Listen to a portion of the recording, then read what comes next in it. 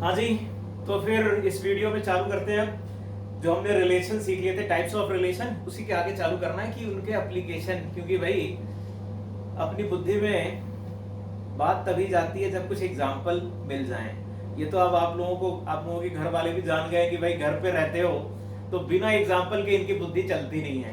तो जब तक एग्जाम्पल आएंगे नहीं सामने तब तक पता नहीं चलेगा ये टाइप्स ऑफ रिलेशन किस तरीके थे, क्या थे या क्या नहीं थे। तो एग्जाम्पल चालू करते हैं इस वीडियो में। जितने पॉसिबल कॉम्बिनेशन बन सकते हैं, जो भी काम की चीजें हैं, वो सारी चीजें यहाँ पर कवर करी जाएंगी। चालू करते हैं। देखिए पहला एग्जाम्पल, मैंने एक सेट लिया, फिर से वही बोरिंग 1 2 3, लेकिन एक आर है जो ए से ए पर हमने डिफाइन किया। कैसे डिफाइन किया? इस तरीके से 1 2 1 1 2 2 3 1 and 1 4 1 सॉरी 1 4 नहीं 1 2 लिख दिया है 1 3 ये लिखा हुआ है। आपको आइडेंटिफाई करना है, क्लासिफाई करना है। सवाल बड़ा स्टैंडर्ड है, हर जगह ये पूछा जाएगा भैया क्लासिफाई करो, ये रिफ्लेक्सिव है, सिमेट्रिक है, ट्रांजिटिव है, तीनों है तो इक्विवेलेंस है। देखो जरा भाई, बारी बारी से एक एक करके चलेंगे। सबसे पहले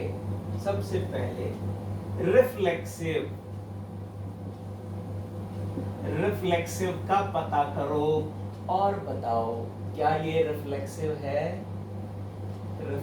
है क्या भैया? अगर आप देख रहे हो तो 1 1 है, 2 2 है, क्या 3 भी है? नहीं है, इसलिए ये रिफ्लेक्सिव नहीं होगा। Because A, belongs to R होना चाहिए for all A belongs to set A। ये फॉलो नहीं कर रहा है। Reason 3, not belongs to R। अगर ये भी हो जाता तो ये रिफ्लेक्सिव हो जाता। तो भैया रिफ्लेक्सिव नहीं था। सिमेट्रिक है क्या ये सिमेट्रिक है? सिमेट्रिक के लिए ए बी है तो बी ए होना चाहिए। बताओ जरा। 1 1 है, उल्टा 2 2 इनसे चेक नहीं करते हैं। 1 यहाँ पर 3 1 है और 1 3 है, इनके अपोजिट वाले तो हैं। लेकिन तकलीफ देखो कि 1 2 बिलोंग कर रहा था रिलेशन में, लेकिन 2 1 बिलोंग नहीं कर रहा है। यानी आप कह दीजिएगा भैया ये आपका सिमेट्रिक भी नहीं हुआ। अगला आता है ट्रांजिटिव के बारे में चर्चा करो भाई। ट्रांजिटिव के लिए तो सब चेक करना पड़ेगा एक तरफ से सारे चेक करने की जरूरत है। जरा ध्यान दीजिएगा क्या कह रहे हैं। हमने कहा 1 2 है तो हम क्या कहते हैं, वहां पर 2 पेयर लेने होते हैं। ए बी है, बी सी है तो ए सी होना चाहिए। तो 1 2 है तो 2 से चालू होने वाला, 1 2 है तो 2 से चालू होने वाला 2 2। अरे ये तो आइडेंटिटी एलिमेंट तो लेने ही थे, हमने बता दिया। वो तो हर बार बनाएगा ही बनाएगा। इसको छोड़ो, वो तो होगा ही होगा।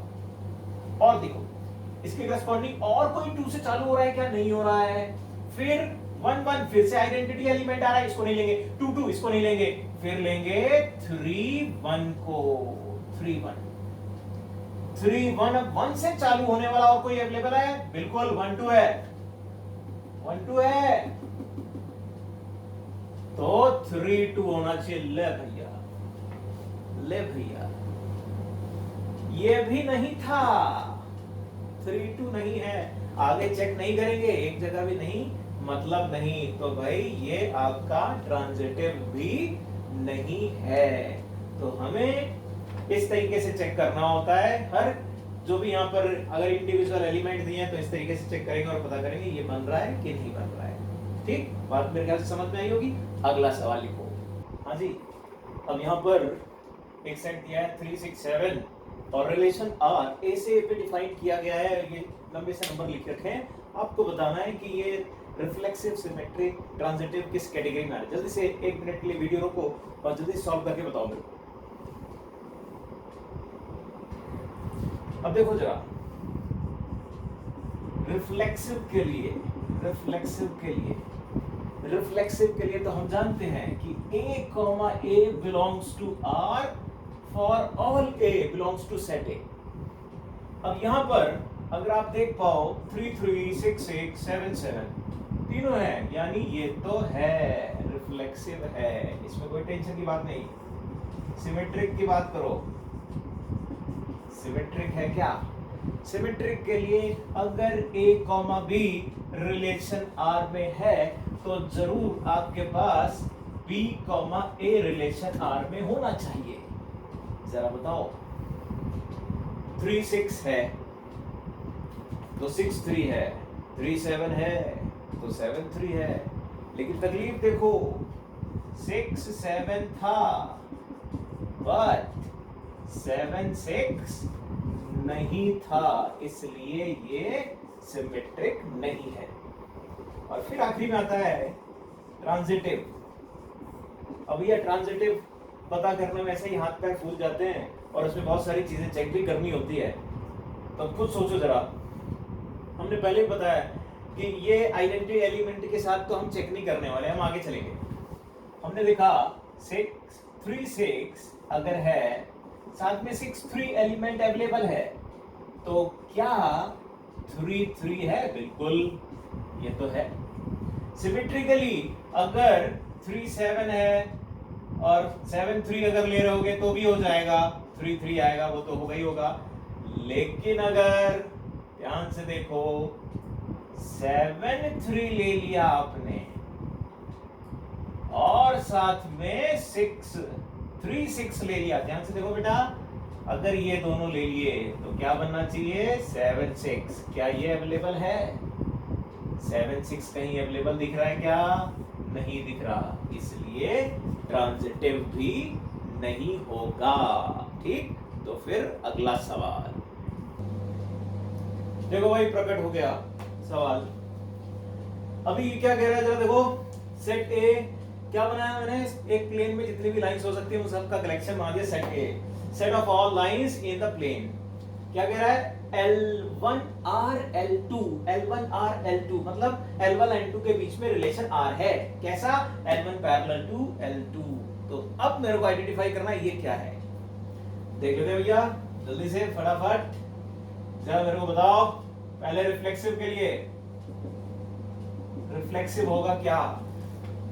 कोई लाइन खुद अपने आप की, कोई लाइन खुद अपने आप के लिए पैरेलल होगी, बिल्कुल होगी। सेल्फ तो होती है, पैरेलल भी होती है, दो कोइंसाइडिंग लाइन म्यूचुअली पैरेलल भी होती हैं। L1 अगर ये लाइन है और यही लाइन ऊपर मैंने रख दी L2, तो L1 और L2 एक दूसरे के कोइंसाइड कर जाएंगी, यानी वो पैरेलल हो जाएंगी। तो बिल्कुल सही बात है, L1 खुद अपने आप की पैरेलल होगी, ये रिफ्लेक्सिव है। सिमेट्रिक, सिमेट्रिक के लिए क्या होगा भाई? L1 ये, L2 ये, L1 ये, L2 ये। L1 L2 के पैरेलल है तो L2 L1 के पैरेलल है, ये भी बिल्कुल करेक्ट है, बिल्कुल सही बात। अगला है ट्रांजिटिव। ट्रांजिटिव के बारे में चर्चा करी जाए। ट्रांजिटिव क्या कहता है? L1 L2 रिलेशन R में है, L2 L3 रिलेशन R में है, इंप्लाइज L1 L3 भी रिलेशन R में होना चाहिए। एक लाइन L1 एक लाइन L2 ये दोनों म्यूचुअली पैरेलल, L2 L3 के पैरेलल, तो क्या पहली वाली तीसरी वाले के पैरेलल होगी? यस, बिल्कुल करेक्ट है, यानी ये आपका ट्रांजिटिव भी था। तो क्या पता चला? वो रिलेशन जो रिफ्लेक्सिव, सिमेट्रिक, ट्रांजिटिव तीनों है, तो वो क्या है? वो है इक्विवेलेंस रिलेशन। ठीक बात है भैया। तो फिर अगला सवाल, फिर से अगला सवाल प्रकट हो। हाँ जी, अगला सवाल प्रकट हो गया। देखो जरा जल्दी से, ये थोड़ा सा इंटरेस्टिंग है। Set of all human beings in a city, ये एक ए सेट दे दिया। एक ह्यूमन बीइंग जितने भी किसी शहर में है वो सारे बिलोंग करें किसी सेट को। अब ए कॉमा बी क्या है? ए इज ब्रदर ऑफ बी। ये रिलेशन पता करना है, ये तो वास्तव में कोई रिलेशन है।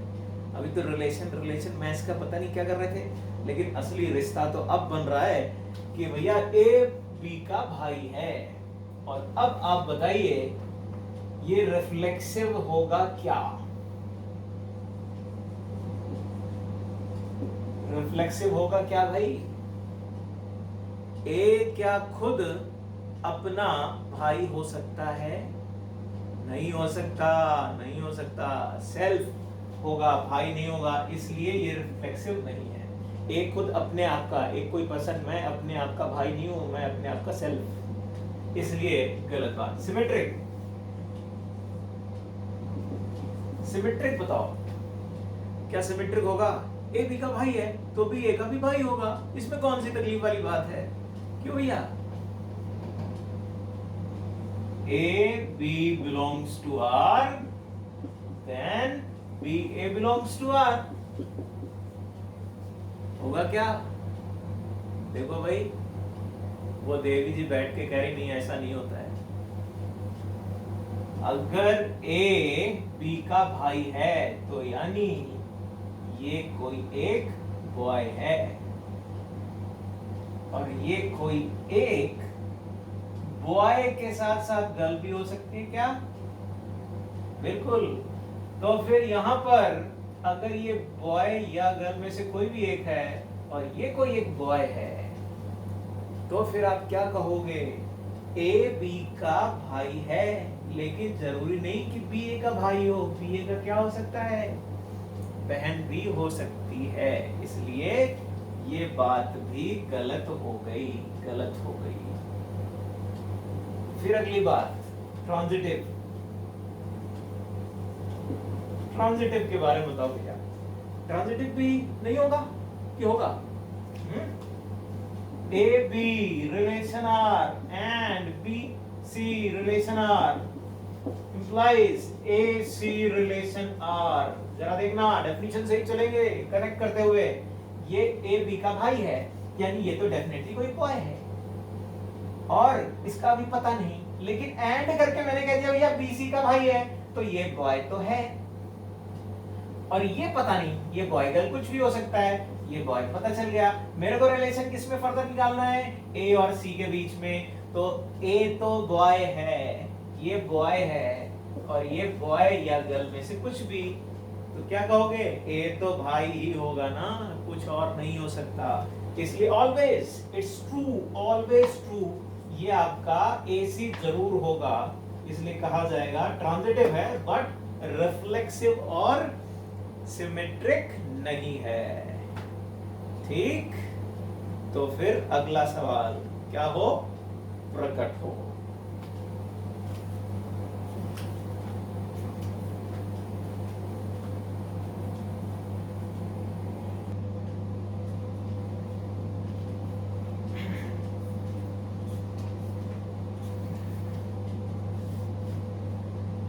तो प्रकट हो गया।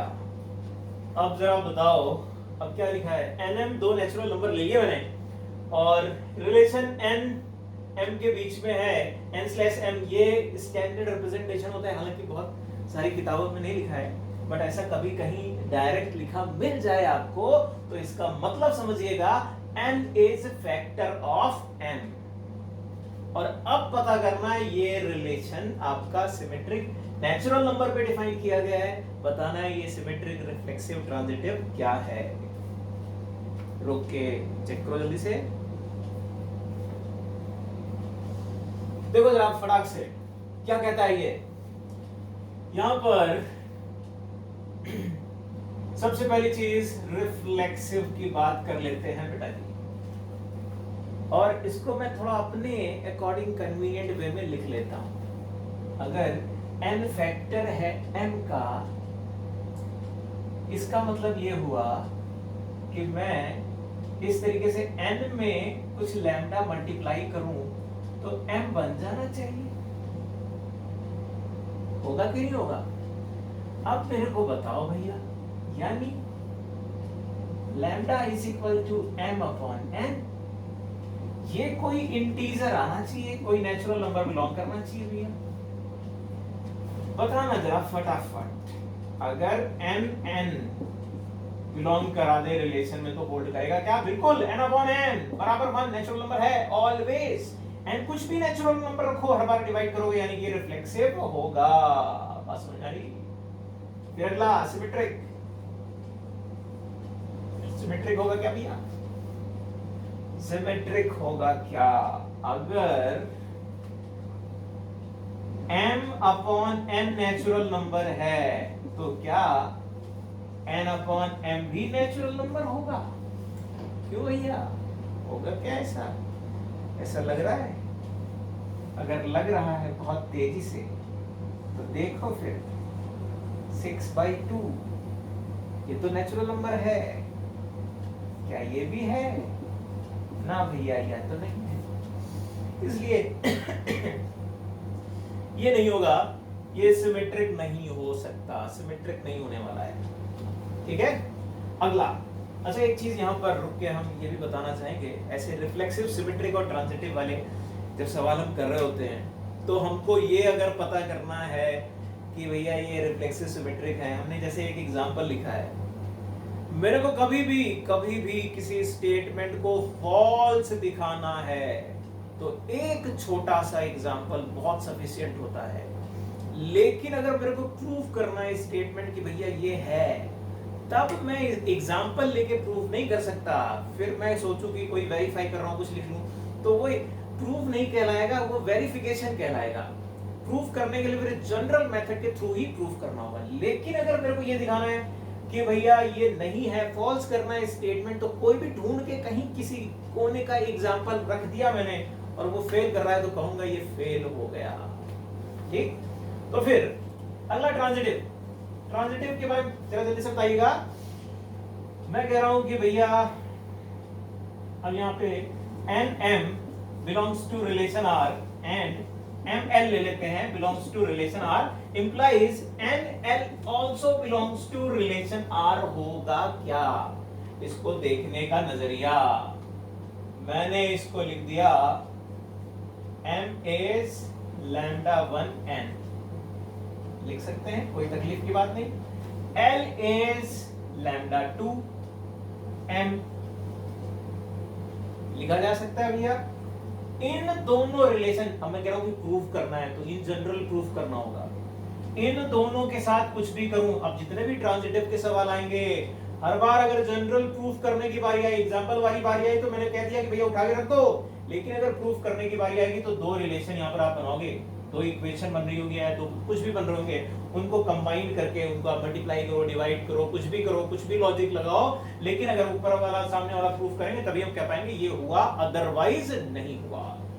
अब जरा देखो, मैं कह रहा हूं ये है m, यहां पर भी आ रहा है m, उठाकर रख दो, उठाकर रख दो, क्या बना L is equal to lambda 1 lambda 2 n, ये बना क्या?